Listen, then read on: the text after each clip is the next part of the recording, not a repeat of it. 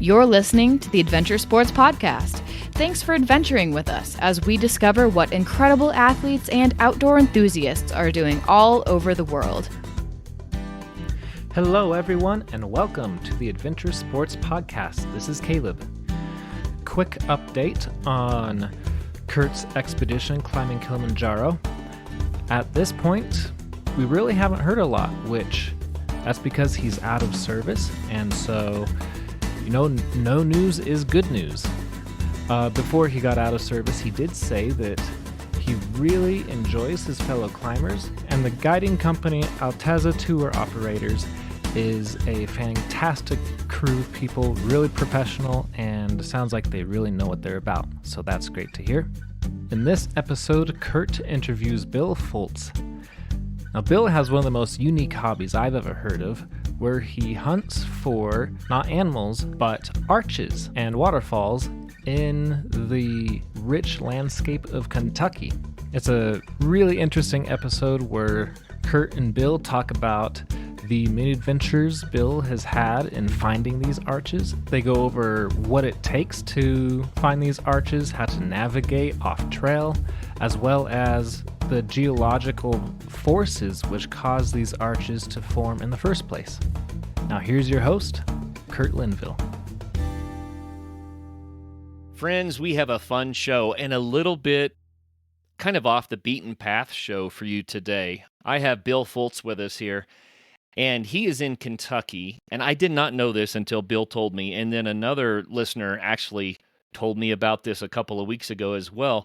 Kentucky has an unbelievable number of waterfalls and natural arches, other formations, caves, things like that that I did not realize.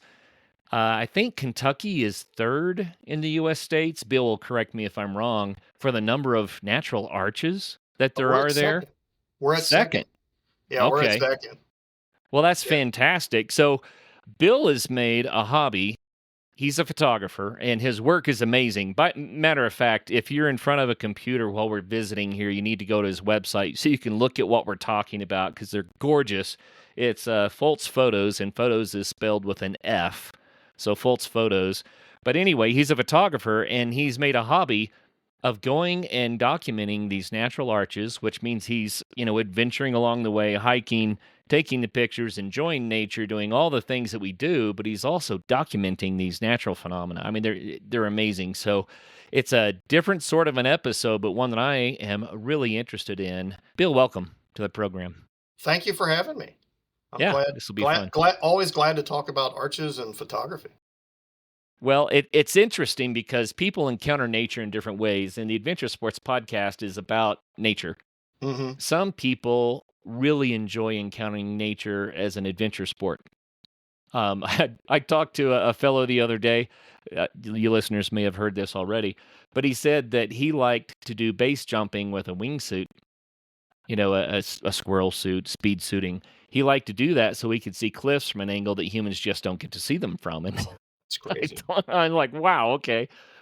So some people really like the adrenaline sports. Other people like to backpack. Other people like to just camp, take day hikes, whatever it is. But however you enjoy nature, I encourage you to do so. And Absolutely. Photography has always been one of my favorite ways. Although I don't have the right equipment, I'm not a professional, but I like to stretch the limits of my cell phone camera. Mm-hmm. And so that's what I do. Anyway, that's what today's show is going to be about. So, Bill, give us just the skinny on these waterfalls and arches in Kentucky. I think it surprises people to hear that. Right now, there's 1,605 waterfalls that are documented in the state of Kentucky. And then there's another 3,261 natural arches that are documented. 3261. Yeah, 3,261. There's actually several that I haven't been able to get to. That number's higher, but I haven't been able to get to some of the submissions to get them in the database. So I don't even know what they look like or anything yet. If you went to all of those, that could take a very long time. This is no Yes. small feat. No. Well, some of them. So there's some that require rappelling in. Some of them are just incredibly difficult to get to. You got to wait for water levels to drop to get to. There's a lot of limestone in Kentucky, and you actually have arches that are forming inside stream beds right now as we speak. Well, I was looking through your pictures, and it's hard to tell from a distance what kind of rock you're dealing with, but they're not all the same. No, most of Kentucky's arches are sandstone, and then you have a smaller amount that are limestone. Well, that's kind of cool. What I saw in some of your pictures is some of the arches, they look like they're actually the ceiling of what used to be probably a limestone cave. They have Yes, stalactites and little yeah, formations like that on them, yeah, and then maybe the cave collapsed on two sides and left the natural arch. That's yes, just a yeah. guess. That's correct. There's the Smoky Bridge in Carter Cave State Park is that's how that formed. It's a Wow. monster. But both sides collapsed, and you have this massive massive arch. Well, and the sandstone ones, of course, would have formed a different way. And we were talking before we hit record. How are these things formed? And they each have their own story, but some of them are going to overlap and be similar. But for Right. for the listeners, um, wind, water, freeze cycles. Yeah. What else? I mean, how do these Uh, things form? well, basically, wind, water, and freeze and warm cycles are really what truly affects the how these are created. Water in different ways. For a long time, it's understood that rain formed the arches that are on ridges, which are called alcove arches, and wind. And then you have a lot of natural bridges that were formed by water flow.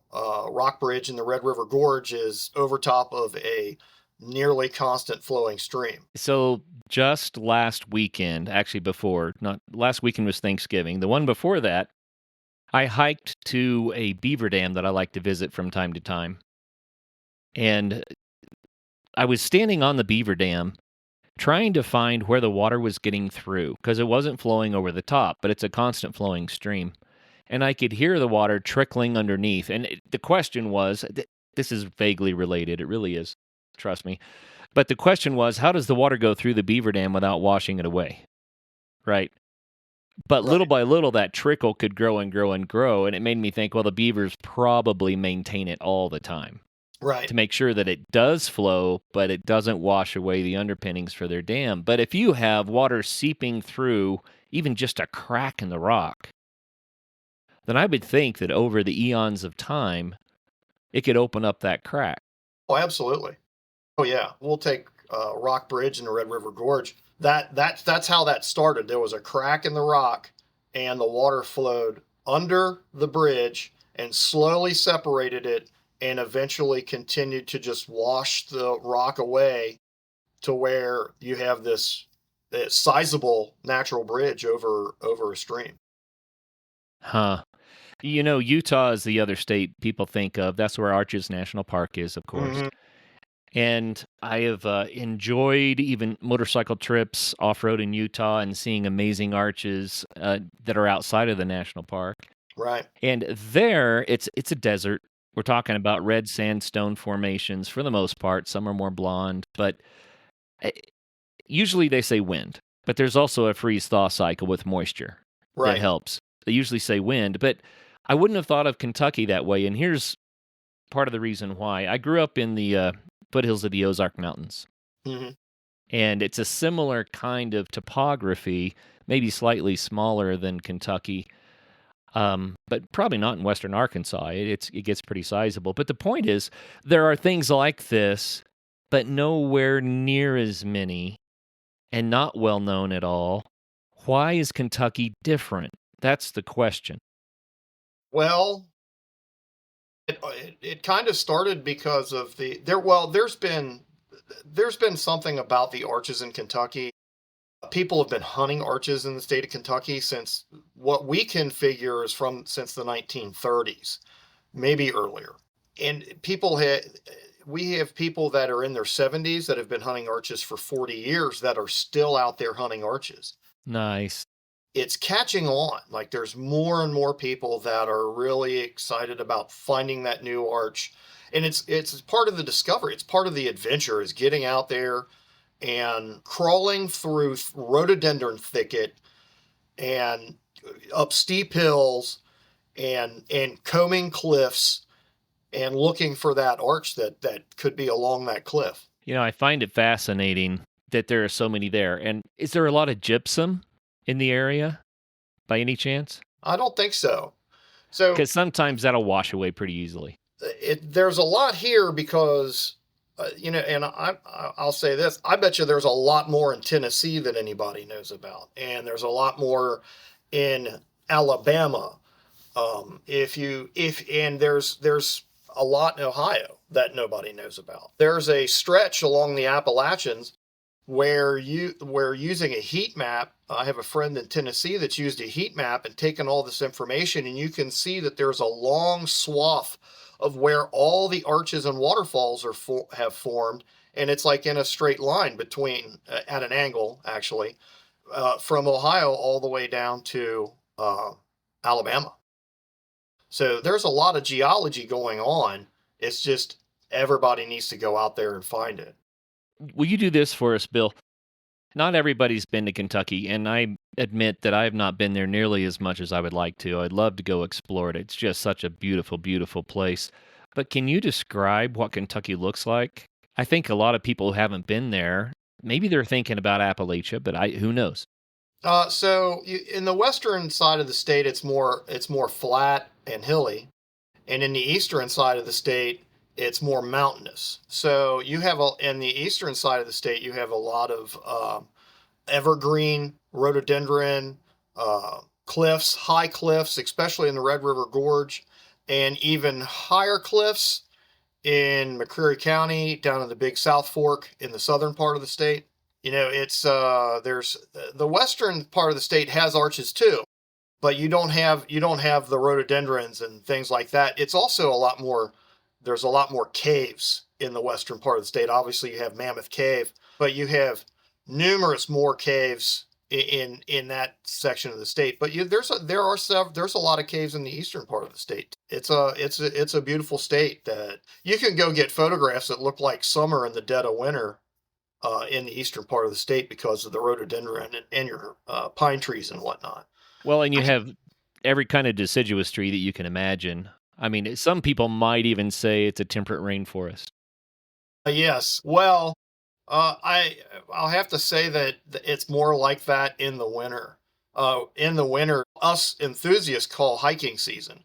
None of us really go out in the summer. We all go out in the winter, not because there's really nobody out there, but because that's whenever the leaves are off the trees. You can see the waterfalls. You can see the arches, and the ticks aren't out, which is really important. Ticks Yeah. and snakes, and which ticks in Kentucky are a real problem. But it's our favorite time to go hunt for waterfalls and arches. This is the season where I get all my information in for the arch databases and waterfall databases and whatnot. Yeah, and we're at the beginning of December right now during this Yeah. interview, so people know. And I totally get it. I grew up in, like I said, the foothills of the Ozarks, and it Hmm. was the same for me. Winter was when I could really explore. Right. Oh yeah. It's the best time. It's the best time to get out there, and it's wonderful. I like it so much more than the heat too. Let's connect this to hiking a little bit, and then we'll get into more details about what you do with the arches and the waterfalls and things like that. Mhm. But some of this stuff can't be easy to get to. No, a lot of it isn't. So some of it requires pushing through thick rhododendron thickets, which it's like arms grabbing onto you while you're trying to push through these things. Wow. But also when you're coming down steep hills, they're your friend. You have something to grab onto. You're not rolling down the hill. Right. So there's a love-hate relationship with the rhododendron. There's a lot of I mean, in some cases, you have to rappel. You're having to climb over large boulders, under large boulders. You're having to walk through, uh, waist high water in a creek, to get to the other side, to get to the waterfall or the arch. Yeah, it's pretty, it can get pretty strenuous, but the rewards often are unparalleled. That's cool. I want to mention to everyone in the West, getting off trail is often frowned upon, and the reason is because we're in such delicate, dry environments here. But I can say in the East, in these places, where I grew up, you can't hardly stop the forest for claiming from claiming the Right, land everywhere, and it's very, very difficult to damage it. And being off trail is you're not doing any harm. I'll just say it that way.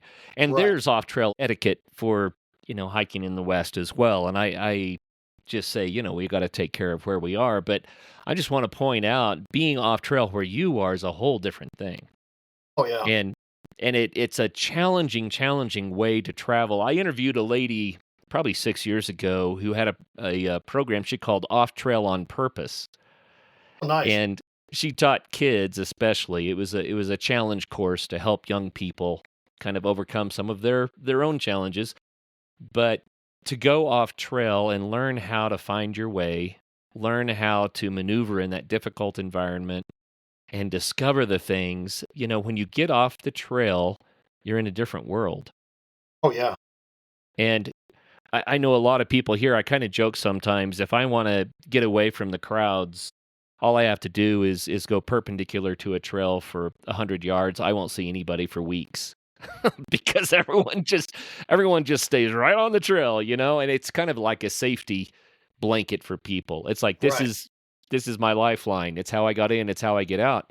But when you are searching for these arches and waterfalls and other features, you're off trail. You ever get turned around? How do you find your way? Well, I turn on my track on my iHike is one Oh, way there that you I go. do it. Yep. But also I've always had a good memory of my surroundings. Like if I go hiking somewhere, I'll generally find my way back. And I don't I usually use my iHike more for, okay, I'm looking for this arch or this lead. We do have arch leads. And so often I don't really have that much of a problem. There's a friend of mine, yeah, he goes out. Sometimes he tries to steer us the wrong way. I'm like, that's not the way that we went. We went this way.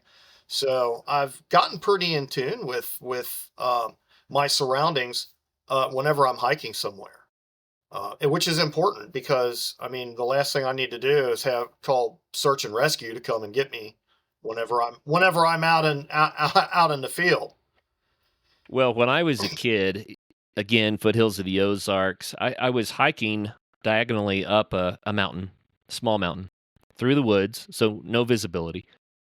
And what I didn't realize is that the mountain very gradually was curving around, and I thought that I was hiking west, and before I knew it, I was hiking north, and I didn't realize it. And I went quite a distance, and then I said, "You know what? It's gonna be a lot easier going in the valley, so I'll go straight down to the valley and hike back out." Well, you know what happened? I hiked north and found myself in a completely different watershed, and I had no clue where I was or how I got there, right? Yeah, And I don't mind admitting I don't have a compass in my head like some people do. It sounds like you might, Bill. My son does. He yeah, recognizes direction just automatically. I don't know how that works. It does not work for me. For me, it's more dead reckoning, but I make hmm, mistakes. yeah. So that's a skill set. We all do make mistakes when we're out there, but I get it. Yeah, it's thick. And when you're in that kind of topography that changes Oh like yeah, that, and the trees and the undergrowth, I mean, it's challenging. oh for It's sure. challenging. Yeah, What about private? there's Yeah, I'm just so sorry, go much to ahead. negotiate when you're out there off trail. It is uh, down trees, and it slows you down too. Like it's not like you're doing, you may do a half mile in an hour, depending on how thick and how down the trees are and everything, or how many boulders you got to scramble over. It just all depends. Yeah, it's like a big, muddy, loose, ever changing, can't see very far jungle gym. That's true. That's true. The one thing that I like about Eastern Kentucky is it's more sandy than it is mud. Oh, that's helpful. It's very helpful. You don't you can, of course, yeah, you've got muddy areas, but the sandstone really really helps with negotiating. Huh. Okay. Hey, friends, I want to take a minute to tell you about Campfire Ranch. My friend Sam started Campfire Ranch several years ago, and his goal, his mission, is to energize places by creating meaningful human experiences in the outdoors. At all of the Campfire Ranch locations, from their campgrounds to trailside lodges to backcountry huts, their goal is to help you stay in the place and in the way that you want so that you can spend more time getting out there and getting after it. Campfire Ranch Little Sugar is a trailside lodge located in Bella Vista, Arkansas, just north of Bentonville, the mountain bike capital of the world. The lodge features 7 private bedrooms with ensuite bathrooms and communal spaces for gathering, meeting with others, and relaxing after a long day on the trails. Little Sugar has immediate access to 160 plus miles of public trails designed for mountain biking, gravel biking, trail running, and hiking. And it also has easy access to the food, art, and music scene of downtown Bentonville. So grab some buddies and go to www.campfireranch.co/ASP. That's not .com, it's .co/ASP, and you'll get 15% off nightly base rates at Little Sugar in Bella Vista, Arkansas. And this opportunity is valid all the way through 2026. But you know how these things go. Your weekend is going to fill up quickly, so go right now to campfireranch.co/ASP to plan your big adventure. Well, another thing about Kentucky is that the winters are not like high-altitude western winters, but you do have a freeze-thaw cycle that I imagine really goes to work on the rocks. That's probably part of the reason why the arches are there so much. Oh, for sure. Definitely when dealing with some of the limestone arches, limestone just has just all these cracks for water to just push through. Like if it freezes, it can just, it drop a piece of rock right out of there. And the same thing with the sandstone, especially, the sandstone arches have joints in them, which are cracks that go like in the case of Sky Bridge goes along the length of the arch. And eventually, the freeze thaw cycle is going to cause that to expand more or even partially collapse. That's wild. Just a little bit of geology, and I'm no geologist, so forgive me. And Bill, fill in the gaps. I will as Sandstone. best as I can. I'm not the best geologist in the world. I'm trying to learn it. There's a lot to learn. Yeah, there is. Well, sandstone generally forms like in a river delta where sand gets washed out and layered. It's sedimentary, Yep. and then under Yep. compression, it becomes rock. And then limestone generally forms on a seafloor where, crustaceans and things, corals and what have you, die over the eons, and those calcium deposits collect and form the limestone. And the interesting thing about limestone is that it is basic, meaning alkaline, and so a weak acid can get in there, and there's a acid base reaction, and it eats the rock, and that's why caves form in limestone so well. But that's also part of the reason why you would have limestone arches, I'm Right. sure.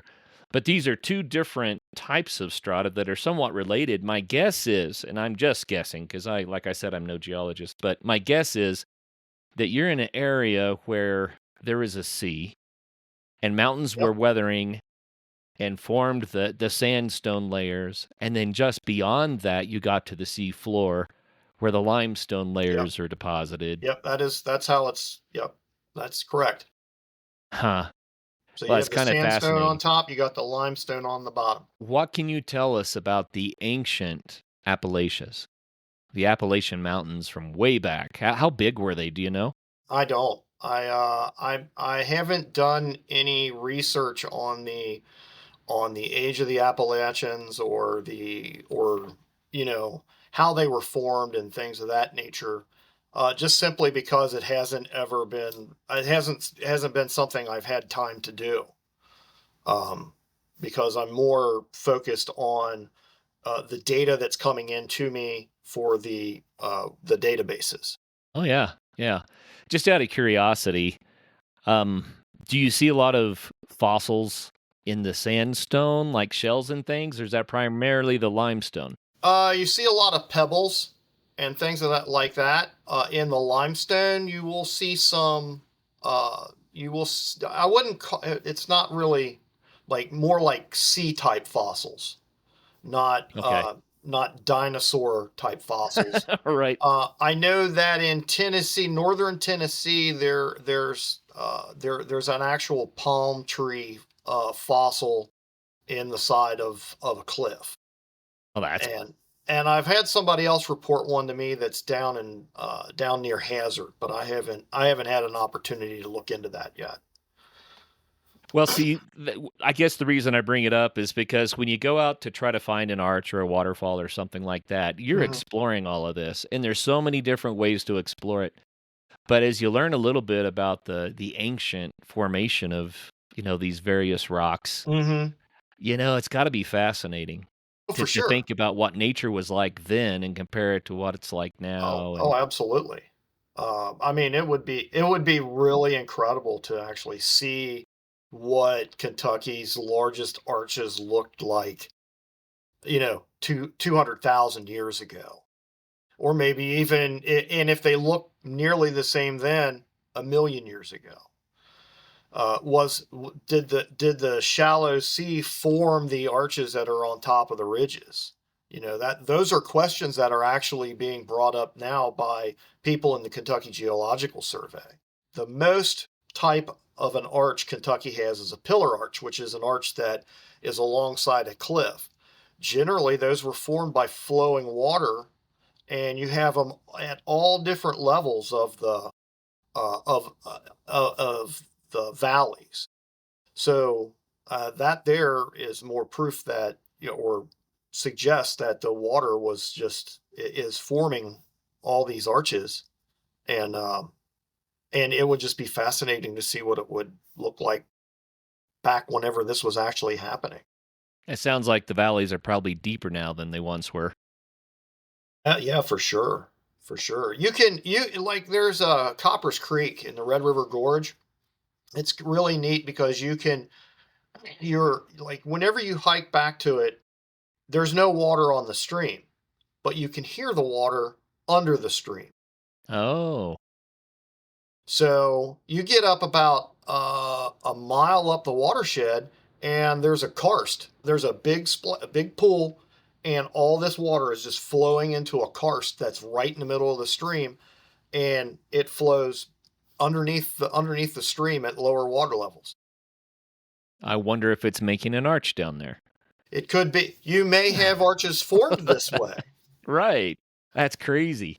It is crazy. And there's another stream over by Whittleton Arch, which is near Natural Bridge, that does the same thing. There's a waterfall, and it goes downstream a little bit, and then it just goes underneath the stream bed, and then reemerges, maybe a quarter mile down. Oh, that's cool. So much geology and topography and hydrology and Oh yeah. flora and fauna. I mean, Kentucky is just dense with all of this stuff. It's Oh yeah. amazing to me as you describe it. It kind of takes me home to the Ozarks because it's similar, but I think Kentucky Yes. is also unique. Yeah, I agree. There's some things in the Ozark that are pretty unique too that I've seen picture. I belong to that Waterfalls of Arkansas group, and Oh, that's cool. I've seen some really great waterfalls there in that state. Yeah, Kentucky just has you never know. There may be 4 or 5 thousand arches in Arkansas. There may be that many in Missouri. You just don't know because there's really not enough people out there looking to see if they're there. I can say having hiked around those areas some, there are some, Oh yeah. but I don't know how many. If I saw one, it was special. I mean, it was Hmm. like, whoa, look at that, because Right, it wasn't like, oh yeah, I stumbled into these from time to time. No, it was more like, dang, that's rare, right. Well, that's the thing. A lot of Kentucky's arches are not oh my goodness, they're spectacular. Many of them are, just over 3 feet in one direction. You need 3 feet of visible light in one direction to qualify for an So arch. that's what counts. So that's what counts. So we have some really incredibly ugly arches in the state that you just go to knock it off your list, or say, "Hey, I've seen this arch." But I would be honest with you, there's probably over half of Kentucky's arches are not really worth seeing.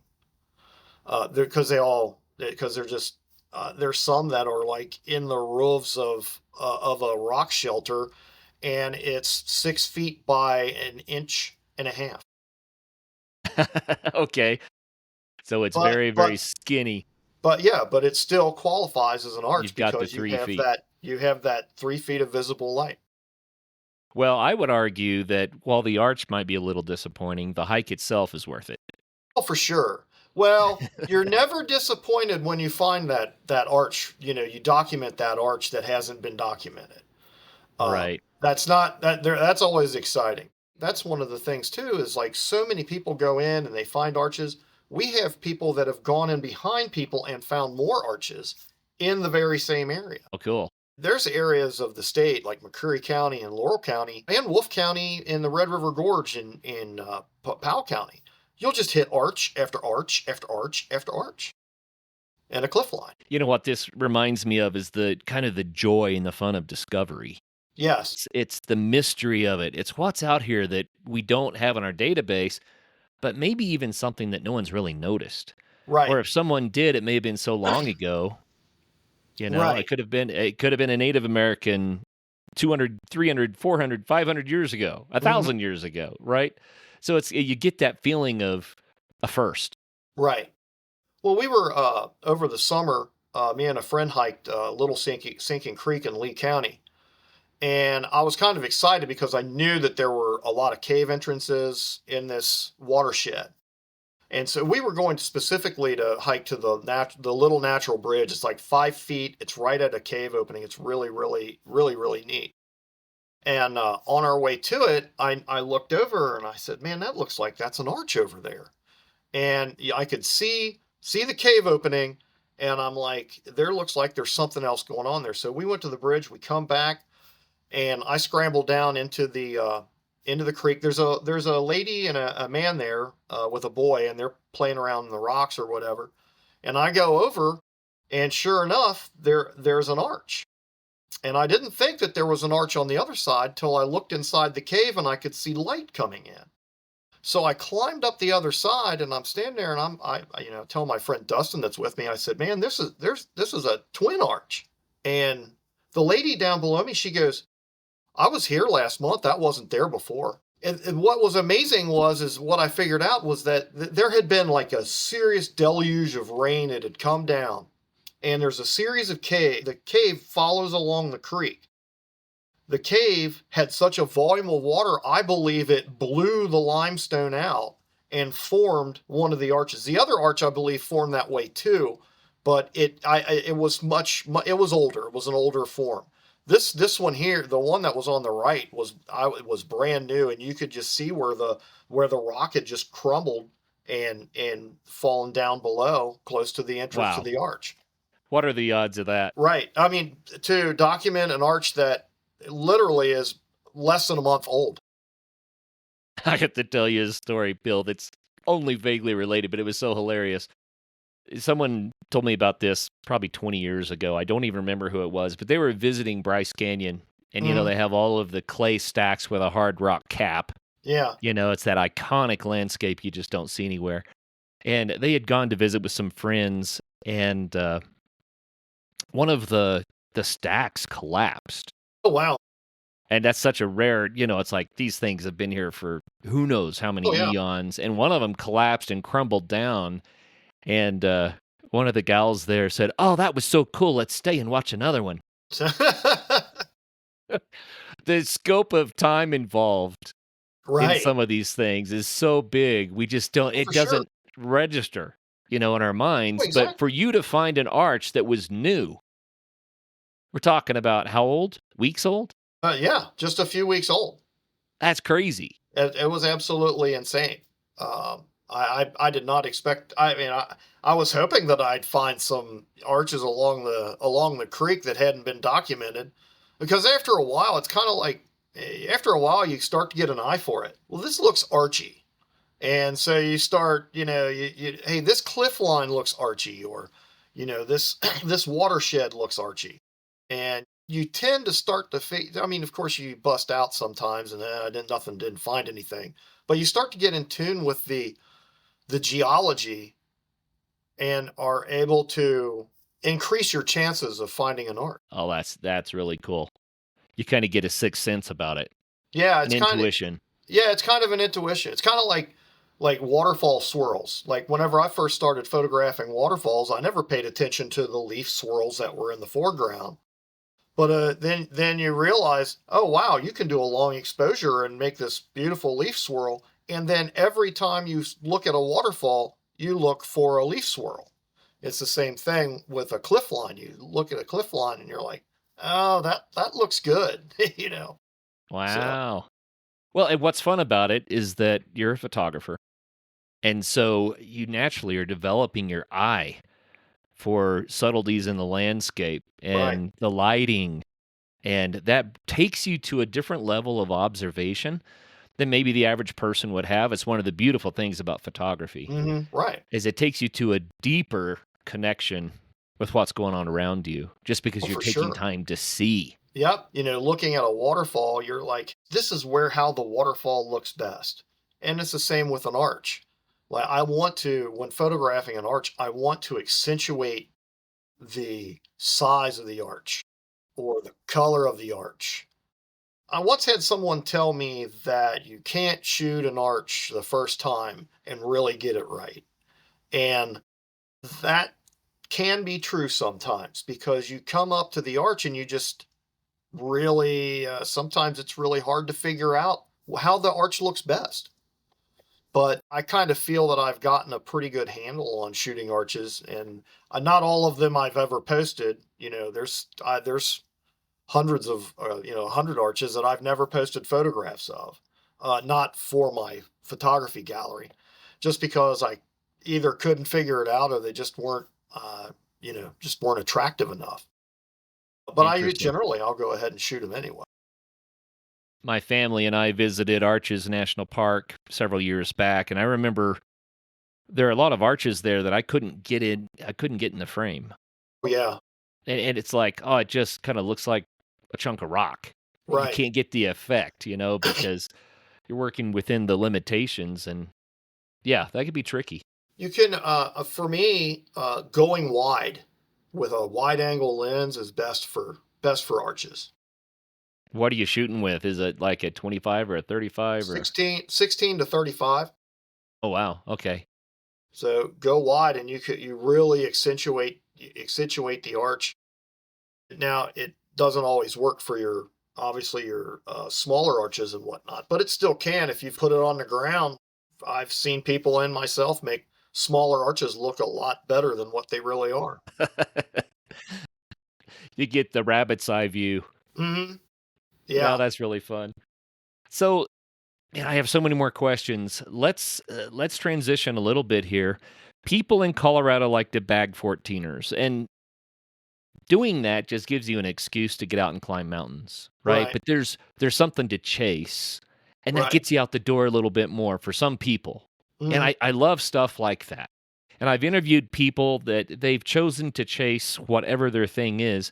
They've chosen to chase it, and it's become the thing that it's kind of a driver for the fun they have. It's Right. like you don't have to have a list that you want to check off, but if you do have a list, for some people that's really motivating.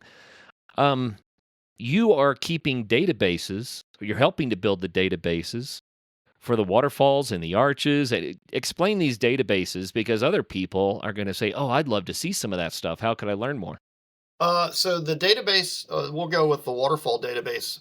So the waterfall database was originally created by Christopher Morris, who's still involved with the project. And he created it because that nobody would share any waterfall information with him.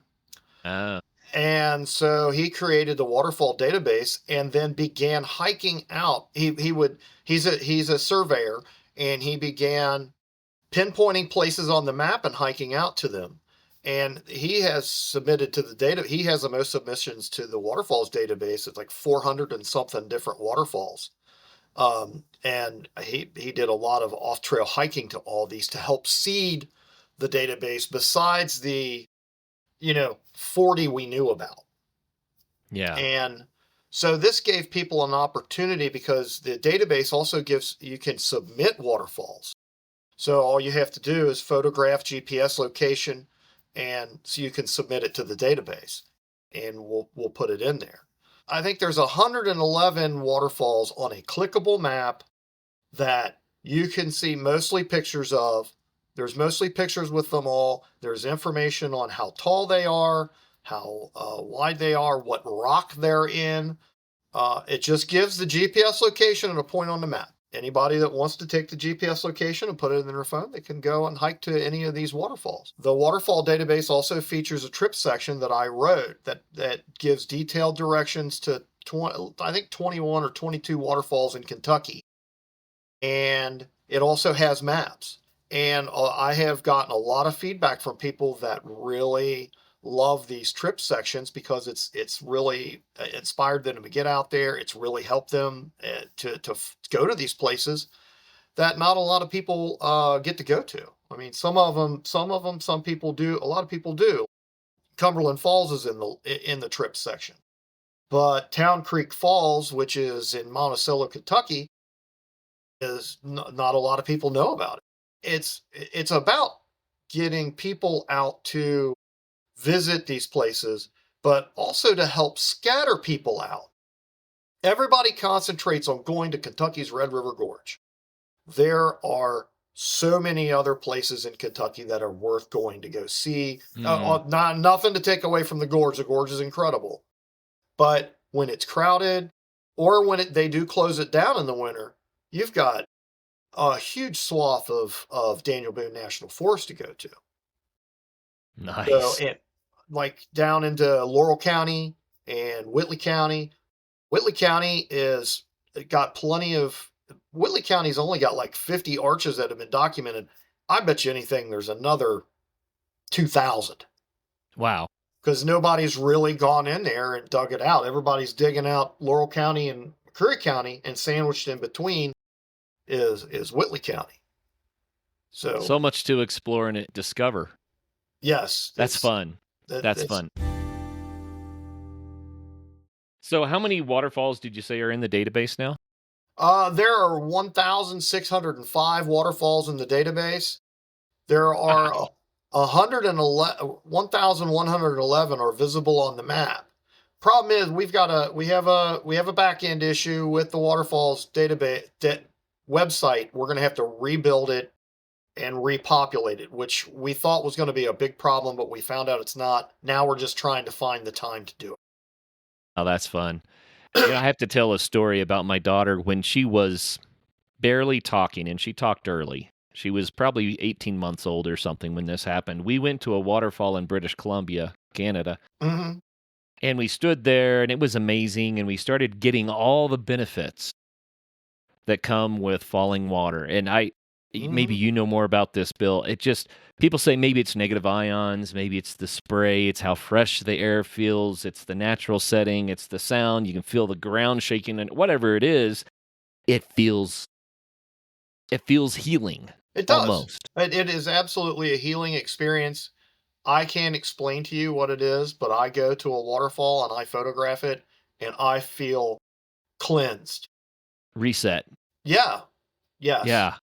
Well, Absolutely. we went to this waterfall, and we're hiking back out, and I picked my little daughter up because she was tired, of course, and I started explaining to her. I always talk to my kids way above their age level, and so I was explaining how the Earth has seasons because it's tilted at 23 degrees, and how it's, it goes around the sun, and how the seasons change, and we're the only planet we know of that has liquid water and frozen water at the same time, and how such a special miracle it is that we live in a place where we can have a water cycle, and it makes things like waterfalls and waterfall. And then she interrupted me and just said, Dad, it just makes us feel good. And here she's Yep. like 18 months old. So I thought, Right. yes, that's wisdom. I need to shut up and just enjoy where we are, Right. So amazing. If people can go to your waterfalls database, and you just said 1,605 are there that they could explore. That's okay. So you said you have to have 3 feet of light in one direction for it to be an arch. Right. What's a waterfall? Usually, usually over 3 or 4 feet, it has to be a waterfall. For it to be like a documentable waterfall. Though Chris and I talked about it recently, and because Kentucky has got a lot of small watersheds, so we have some documented waterfalls on some pretty small watersheds. It was like, if somebody's willing to send it in and document it, then we'll go ahead and accept it. Is kind of where we're at with that. That's one of the things too, is that I'm mentioning about the waterfalls. Like, Kentucky only has 3 waterfalls that run year round: Cumberland Falls, Dog Slaughter Falls, and Eagle Falls. All of them are all there within a 3-mile radius of each other. All of the rest of Kentucky's waterfalls are all rain dependent, and the best time to visit them is in the winter. In the summer, or once you get to about June and you get through the dry season of the fall, the water's absorbed by the trees. An inch of waterfall in the winter is completely different than an inch of waterfall in the summer. All that water is absorbed by the foliage. So that's one reason why we all get out in the winter, because there's nothing to absorb that water up. So you can have a 100-acre waterfall that will look fantastic in the winter, where it's dry, 95% of the time in the summer. I have to wonder if there's not just so much underground water as well. That's why for you have sure. so many arches in the first place. Oh, for sure. So a lot of that water comes down and just goes somewhere. Oh, for sure. That's another condition too, going into the karst system. That's so fun. So you also have a database for the arches, Yes. right? Yep. And then you have a database for landforms. Yeah. What's this? So the landforms collects the arches and the waterfalls, and it also includes overlooks, which I think we've got 348 overlooks, and then train tunnels. And then we're adding natural chimneys to the database one of these days. It's on the list. I'm not really sure when that'll happen, but we have information on about 5 or 6 natural chimneys. And so we thought, well, we'll go ahead and make a database. And then one of our historical arch hunters said, I know where a ton of chimneys are. So he's going to help completely seed the chimney database that we'll be building eventually. Hey, describe a chimney. A chimney is basically a column of rock.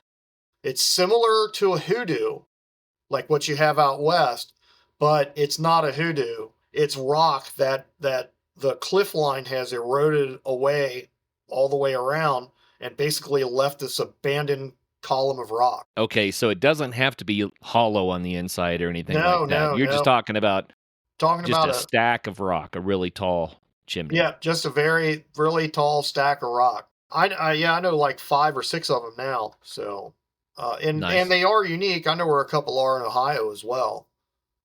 You don't see, they're actually more rare than arches. Obviously, they're pretty rare, at least in this state so far. But again, there's maybe plenty out there for us to discover. Where we live, there were massive volcanoes in the area, and they deposited, millions of years ago, a lot of stuff that was belched out of the volcano that made breccia, which is kind of a soft rock that it Hmm. weathers very, very easily. But then there are also some lava flows and basalt deposits on top of that. So you get the hard top layer and the soft sides. Hmm. So we get a lot of those sorts of things where things just stand. Oh, wow. You Yeah. know, we call them palisades here, Okay.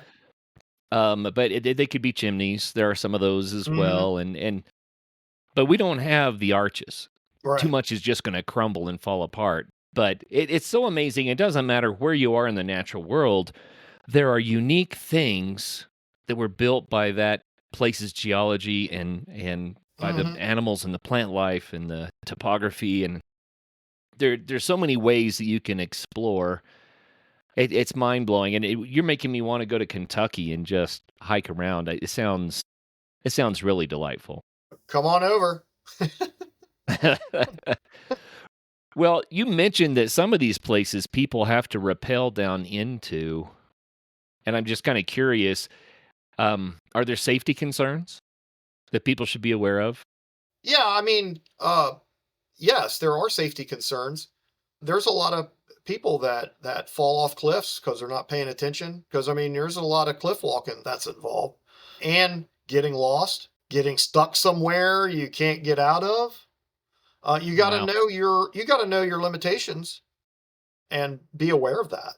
I don't suggest first timers going off trailing without any experience, really. You gain that experience because it happens a lot in the gorge. People get lost, and Wolf County Search and Rescue is called in, or one of the other emergency responders are called in to save people that have fallen off cliffs, have gotten stuck where they shouldn't be, got lost. Their telephone quit working, so they didn't know where they were. Just all kinds of yeah. There are safety concerns, but if you know your limits, Watch where you step. yeah, right. Watch where you step and be mindful. Be mindful of yourself Huh. and your Well, that surroundings. sounds really fun. I know that out in the West, we generally have very long, big views, and we can see the lay of the land. There's a Mhm. mountain that's, 10 degrees from north or whatever, and so you can find your way because there's that mountain you can always see, but Right. that's not always the case in the forest. No, no, not in Kentucky. I mean, yeah, there's some high points and you can see it far off, but you don't have any towering points. Like all the points, like if you're up on an overlook, we'll say like Buzzard Rock in McCreary County, like, you see way off into the distance, but you're almost the same level as the distance. Even though there's Right. valleys going through, you don't have any towering mountains. You have to get more further down into southeast Kentucky before you start getting into different heights of mountains and whatnot. Well, and if you're in the valley, you don't get that view either. No, no, if you're in the You're valley, tucked in. yeah, you just have to stay in your watershed. If you go around to the next watershed, you gotta. Oh, that's the thing too. Is like you're hiking in the valley. The watershed will always take you back to where you came generally. Right, right. Okay, that's a good word. Well, it sounds like a delightful place. Um, It is. how can people get more information? We've talked about your database and we've talked about your photography website, but list all of that for us again. So there's the KY landforms database, which features a clickable map to the waterfalls, the arches, the uh, overlooks, and tunnels of Kentucky. Then there's the KY Arches website that features not only the a map with the arches, but it also features a trip section to I think 15 different arches that have detailed directions. There's also historical information on arch hunters of the past. We've done features on arch hunters of the present. It also explains the types of arches. And then we also discuss arch awareness, which covers the abuses that happen to Kentucky arches. There's a lot. We have a problem with potholing, which is where people dig for Native American artifacts under arches. We have people that camp under them. You're not allowed to camp under arches. It makes them brittle and fall. And then we have people that like to spray paint arches, and so that's not cool. That requires a lot of work to get that off, and all this stuff damages arches. Right. And then we have the waterfalls database, which and also with both the arches and waterfall databases, there's information on all the top 10 waterfalls, top 10 submitters, top 10 heights, widths, all that. There's a whole top 10 section, which is really, really cool.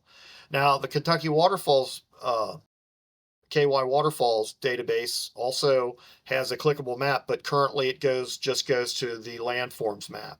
But there's also the information on the trip section there as well, which 22 waterfalls, I think. And then we have So if people want to contribute to the effort, let's say they spot an arch somewhere, yeah, they could go to what do they do? They go to the landforms page, and it up on top it says submit an arch or submit a landform, or you can do it from the waterfalls or the arches. You can just click submit, and as long as it has a photograph and a GPS location, you're good to go. Send an email. Sometimes we get double submissions, and I'm pretty good about reaching back out to people and saying, hey, we already have this in the database. We have quite a few that we keep private, arches at least. Numerous reasons. We have agreements with some of our arch hunters not to share them, and then we have some that are roadside that are not covered in graffiti that we don't want ever covered in graffiti. So we don't put those on there. And then, other protected arches if they're in, nature preserves or things of that nature. And privately owned, we definitely want to make sure that people aren't going onto landowners' property and whatnot. And that applies with the waterfalls too. There's not as many waterfalls that we keep hidden, but there's probably a few hundred that we keep from the public just because of those similar reasons with the arches. Well, that's cool. I was going to ask that question, and you answered it already. So, very, very cool. And I want to mention your photography again. Fultz Photos, FULTZFOTOS. It looks like you sell and license your photography through that. I do. Yeah, I do. I license rights to photography for. Recently, I did worked out something with Kentucky Tourism. Where they licensed about 100 images, and Kentucky State Parks, they licensed about 30. So yeah, I license out, and then I also do sell prints. And usually, it's not like a click and order thing. You just have to reach out to me, and I'll go print it and send it to you. I haven't had time to set all that stuff up. Been a little bit busy. Well, it's beautiful, and everyone should Thank go you. look at your work because you're doing a very, very good job. I'm looking at it now, and I see one that reminds me of the Arch de Triomphe, in France or something. Mhm. And there are others that have waterfalls going down through the arches, which the combination, it's just, and of course, you have the beautiful foliage of Kentucky, rhododendrons. They're stunning. Well, I'm thank just you. going to say it. They're stunning. Thank you. I They're really, appreciate really that. beautiful. So, here's one, Horsehead Arch. Now that's cool. So Looks just like a horse. So that one was originally named Angel Windows, and the in our Facebook group, the Kentucky Waterfalls Arches and Landscapes group, somebody posted the picture of that, and somebody said, "Oh, that looks like a horse head," Yeah. and it took off, and that is one of the my most searched photographs. That's its nickname. Well, we and that's what everybody calls it. So yeah, it's a unique arch that it looks like a horse head. I had been there 20 times and had never noticed that it looked like a horse head till that fella posted that photograph. Well, it absolutely does from this angle. Oh yeah, for sure. Very, very fun. Well, thank you so much for sharing this with us, Bill. Thank you. I'm fascinated, and it's always fun to find out about things that people can do in, I shouldn't say unexpected places, because people know Kentucky's amazing. Right. Well, But but nobody knows that Kentucky has how many arches it has or as many yeah, waterfalls. And I know that the websites are a direct result to ecotourism in the state. And I've been told that by somebody that was speaking with the tourism director of McCreary County. McCreary County said the websites are a direct result of, because it's one of the poorest counties of the state, of how wow. many people are coming into that county and hiking and visiting. And that for people that like those long hikes, that lower section of Kentucky's great for it. For the Big South Fork, you've got 8, 9, 10-mile hikes going on there. And then if you want to take the Sheltowee Trace National Recreation Trail, that there's like stretches from Tennessee all the way up to I-64 in north central Kentucky. Nice.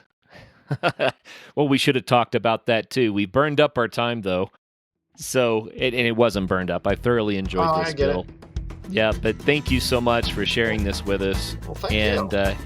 everyone, you heard Fultz Photos, the KY Landforms database, KY Waterfalls database. That's how you can find out more. And until the next show, go find your mysteries out in the woods. Get out there and have some fun. Thank you.